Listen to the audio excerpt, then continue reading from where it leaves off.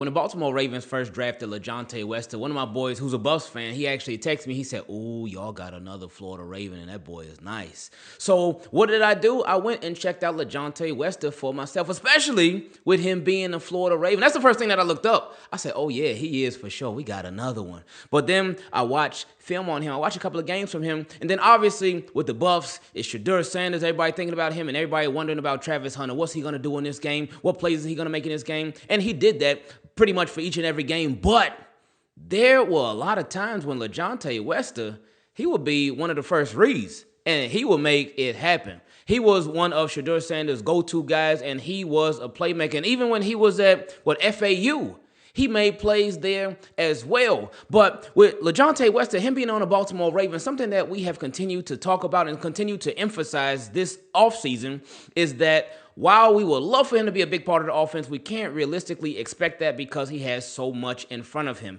We done went through the list already. You already know everybody who's in front of him on the depth chart and just really in the pecking order of the Baltimore Ravens offense. Again, it's Lamar Jackson. We got Derrick Henry. We got Justice Hill.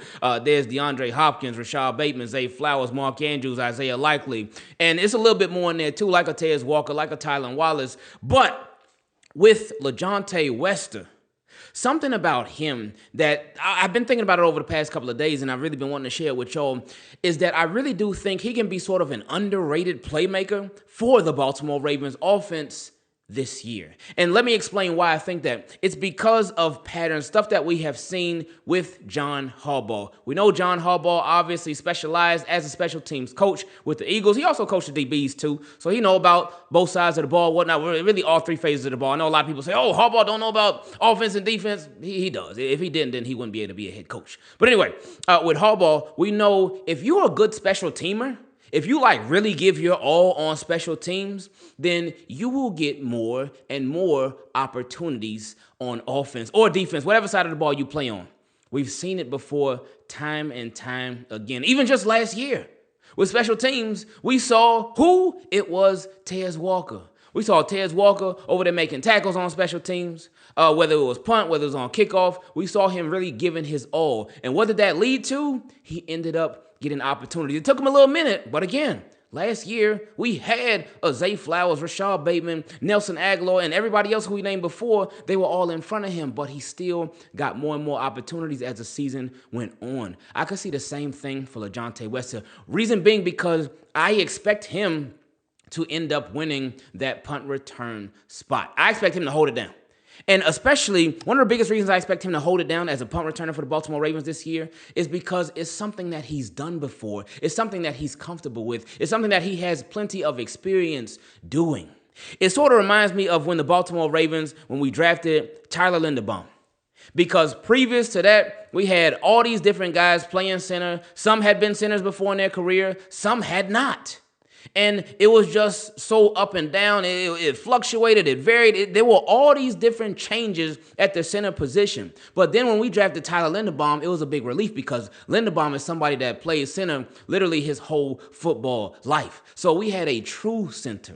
So now with the Baltimore Ravens, they've had that same fluctuation, that same change when it's come to the punt return positions. They had some guys that done it. They had some guys that hadn't done it before, but still did the job good enough. But now with Wester being here, I think that he really can provide that spark, that consistent spark to the Baltimore Ravens punt return unit because we haven't had it consistently. We've had it here and there because obviously I know the Tylan Wallace play against the Rams, but and then even Steven Sims, he had some nice punt returns last year. He had a couple of them, but we just haven't had it consistently. So with LaJohntay Wester, I think he'll give us that. And in turn, then Harbaugh will notice that and he'll be like, "Oh, okay, I see you." So then we'll end up seeing him get some plays from Lamar Jackson. Quick update before we get to my favorite part of the videos. Go and get your Team Keep It Clean hoodies, man. I love the little Stitch logo. It's really nice, and they fit perfectly, too. And also, Baltimore Ravens Minicamp, mandatory Minicamp. It starts tomorrow, and I believe it's for the next 3 days. And then they get a long break before training camp time. But we ain't going nowhere. We still going to be here with you each and every day during this long break, so we can just try to make it that much shorter for you. But we don't reach my favorite part of these videos where we get to feature your questions. Send me an email at teamkeepitclean@gmail.com if you want to be part of it, or if you want to send it on Patreon and become a Team Keep It Clean patron, go to patreon.com/Ingravenvids. First question came from my guy, Roy. He said, not being honest enough for the real fans? Okay, let's see what he's talking about. He said, great. Here's a version you can use as a comment, social media post, or a message. Clear, bold, and to the point. All right, here we go. He said, good morning. I respect your content a lot. Roy, I appreciate that. Thank you. He said, you cover key issues that matter, but one thing I feel doesn't get addressed enough. Uh-oh. What don't get addressed enough, Roy? He said, is the lack of accountability for John Harbaugh and Todd Monken. Oh, really? You think so? Even on here? From us, you think it don't get covered enough? Now, well, let's get into your question first before, let's go first. He said, it all starts with Harbaugh. He sets the tone, builds a team, makes the in-game calls, and too often, he gets out-coached. That lack of edge from the top trickles down to the quarterback, the defense, and the entire locker room. I don't see the energy or leadership that wins championships. That's interesting. I agree and disagree all at the same time with you. Let's go to last year. Last year, the Baltimore Ravens, what did we start? 0-2? 0-2, 0-3? I think it was 0-2, but they started off bad. And then, so a lot of people was looking like, looking around like, hey, what's going to happen here? What's going on with these Ravens? Is this it? Is this a wrap? But what happened? Did Harbaugh keep them winless? Did they even have a losing season? No, they only lost, 3 more games after that? Because we went 12-5 last year, right? I believe so. But so who is that on? Who is that on that where we started in the dumps and we were back? And who is that on to where our defense was all kinds of bad? I always tell people, I even said it on here plenty of times. Last year, there's only 32 teams in the league. So, I felt like last year, our defense was ranked 36. Out of 32 teams in the league, our defense was worse than the worst. It was really, really bad through the first 10 weeks. But what happened? Even with a bad defense, Ravens had to win a record. They turned it around, and then they got the defense turned around. So who do you give credit to? Is it just strictly Zach Orr? Is it just strictly on Lamar and the offense for holding it? And think about that. Even with that, too. At the beginning of the season, before the defense had their turnaround, the Ravens, they ended up having a winning record, and they were doing their thing, especially on offense. Who's the offensive coordinator? It's Todd Monken. Now, we have continued to say on him, we said it all throughout last year, too. We said it this offseason as well. We do not feel like, especially with Derrick Henry, we do not feel like the Baltimore Ravens used him correctly. He still had 1,900 yards, still had, 18 touchdowns. He still went crazy, but I don't even feel like they used him all the way correctly. I don't even feel like they used him as best as they possibly could. We talked about it with Kyle Hamilton, but Kyle Hamilton is different because that was due to injury, that he couldn't be the Kyle Hamilton that we know he can be. Now, he's still a baller, still the best safety in the league, but he can be even better. But due to the injury to Ardarius Washington right now, he'll be restricted. We'll see what they do with safety. But going back to last year, that was due to just players behind him playing bad. Marcus Williams and Eddie Jackson. And that's another thing, too, though. Think about that. Because if Harbaugh do something, I'll call it out quick. No problem. But respectfully, of course. But what I really appreciated about the Baltimore Ravens last year, specifically John Harbaugh, is the fact that he actually made the tough decisions, and that's something that I wasn't used to. He made the tough decisions. You're paying this guy, Marcus Williams, it's like $70 million. His contract was huge, and he was playing bad.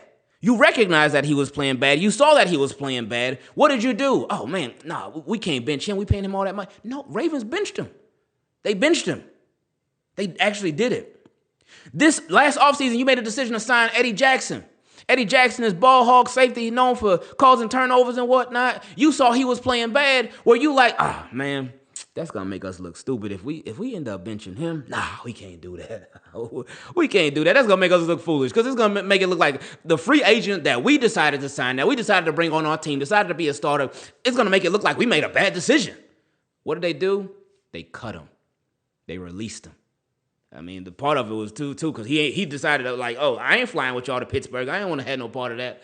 They said, okay, bye. I said, wow. Trent Simpson. Oh, that's a former third-round pick out of Clemson. Oh, this dude, we probably ain't going to re-sign Patrick Queen.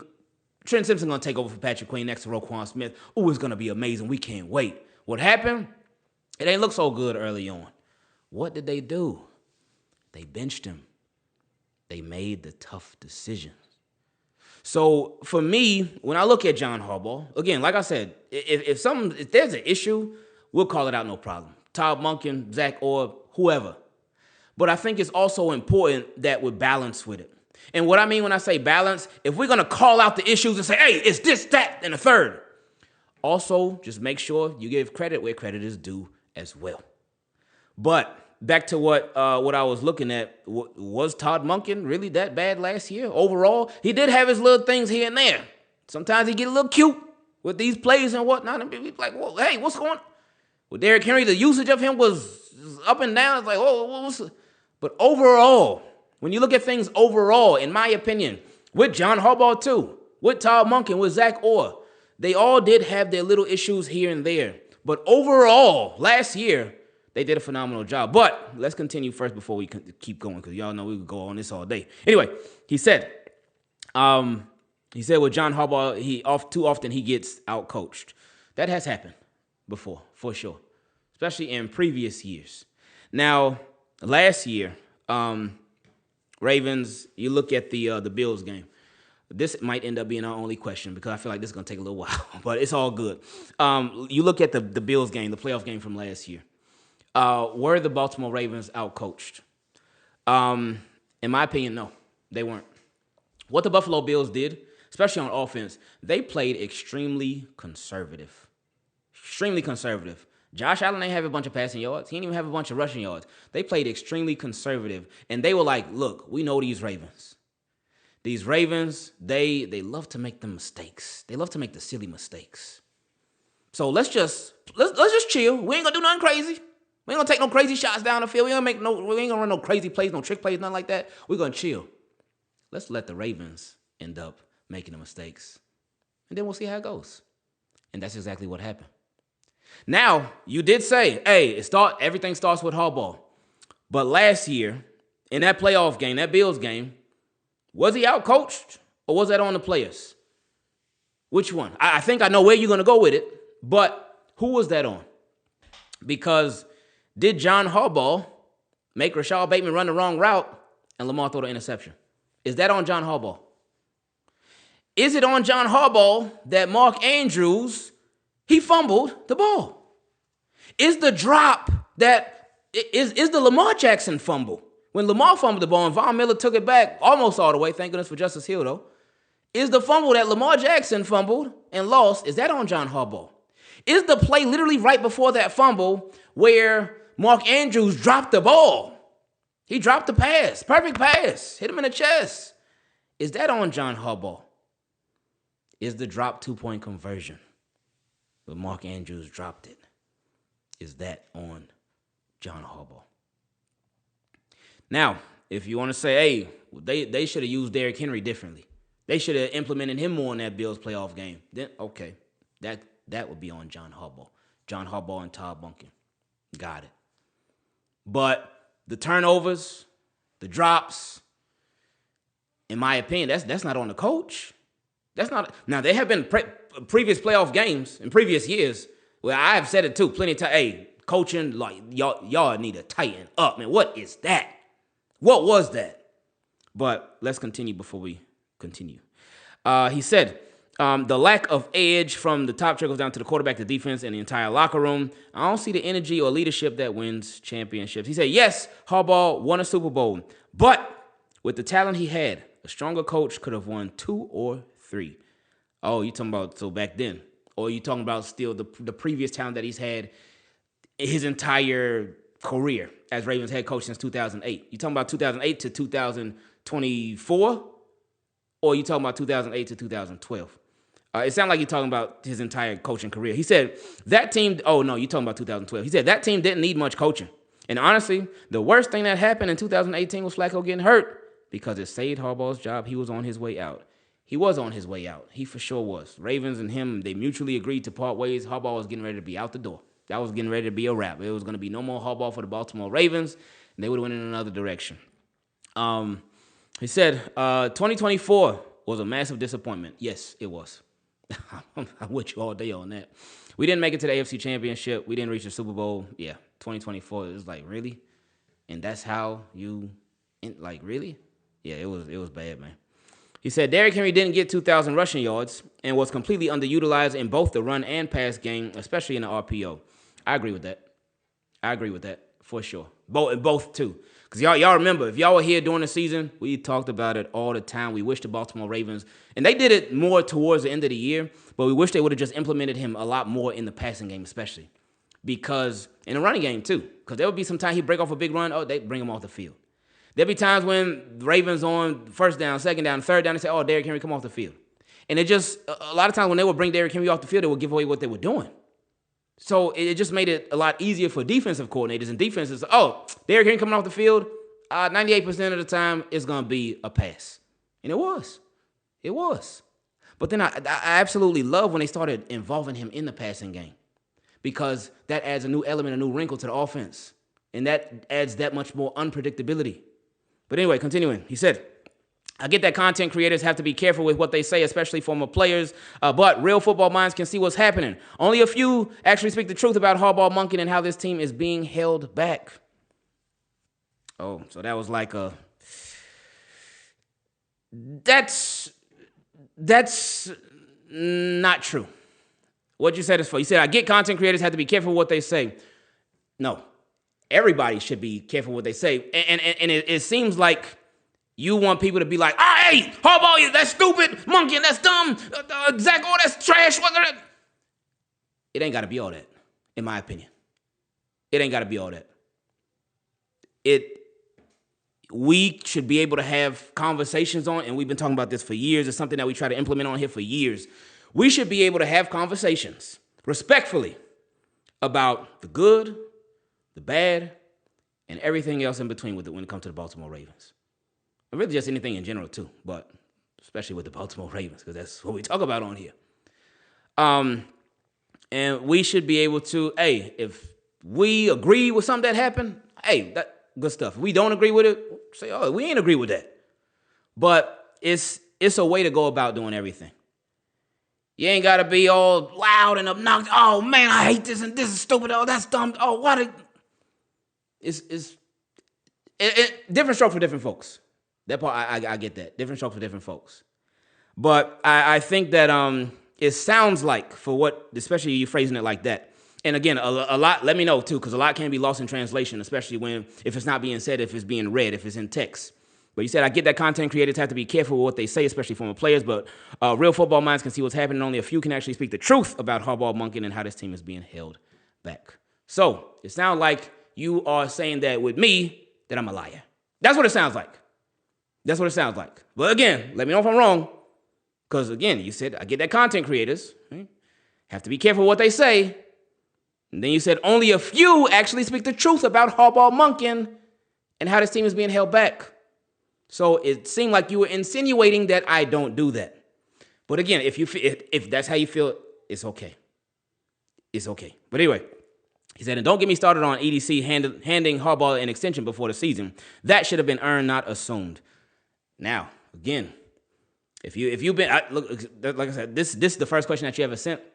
So maybe you're new to the channel. And if you're new here, welcome. If you're old here, I appreciate you sticking around. But now with that part, with the contract, oh, man. If you've been here for like the past, when did he get the contract? Like a month ago? Like 2 months ago? Maybe even 2.5. I don't even remember. But before he got that contract, I was saying that I really hope that they did not give Harbaugh a contract extension.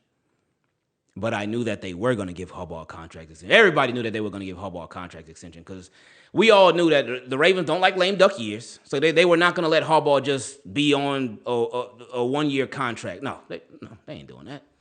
They would never do that, especially with Harbaugh. But I'm somebody that did not want him to get a contract extension at all. I wanted him to really play out this last season. I said it. We made videos on it. You can go watch the videos and see. But we talked about how, we know with Harbaugh, when that pressure's on, that's when he usually raises it up a notch. Last time that pressure was really on was 2018. When he, like you talked about, he was getting ready to be on his way out. Harbaugh said, okay. He said, you know what? I'm about to be out of the Ravens. You know what? Let me dust off my resume real quick. Let me show these boys what I got. He said, all right, Flacco. He said, thanks for everything. You're Super Bowl MVP. Appreciate you. We going with Lamar now. And they did that, and the rest was history. So that saved his job, and then that got things started with the Lamar era. And it's been fun, but they have underachieved for sure. They've underachieved big time for sure. Oh man, it's crazy to see. And I've talked about it too. Talked about it recently, talked about it before, said that we've had the teams to do it. And we talked about how there've been no excuse. There've been no excuses for the Ravens not accomplishing what they needed to accomplish. They've had the teams. The teams have been healthy for the most part. They've had what they needed to get it done. They just ain't get it done yet. And that's a shame. But anyway, I agree with you on the Harbaugh extension part. I did not want him to get the extension, but we knew it was inevitable. He said, I'm just speaking from a fan's perspective, and I know I'm not the only one frustrated. Oh, every single Baltimore Ravens fan is frustrated because we tired. We tired. The Ravens are a very creative team. They're very creative because they will have these powerhouse teams regular season, and then it comes to the postseason, and it's like, hey, what happened? What happened to all the points that we so used to scoring? What happened to all the turnovers that we so used to forcing? What happened to this mistake-free football that we know how to play? What is going on? What is happening? But the Baltimore Ravens, they find creative ways to lose in the playoffs. They don't keep it the same. It's similar, but they do it in so many different ways. And it's like we just tired of the same stuff happening year in, year out, especially when we see how dominant these teams are, especially when we see how skilled these teams are, especially when we just see how great these teams are, and they just keep falling short. We're just tired of them falling short. I think that's one thing we all agree on, no matter what. We're tired of them falling short. Tired of it. Tired of it. And again, they got no excuse to fall short.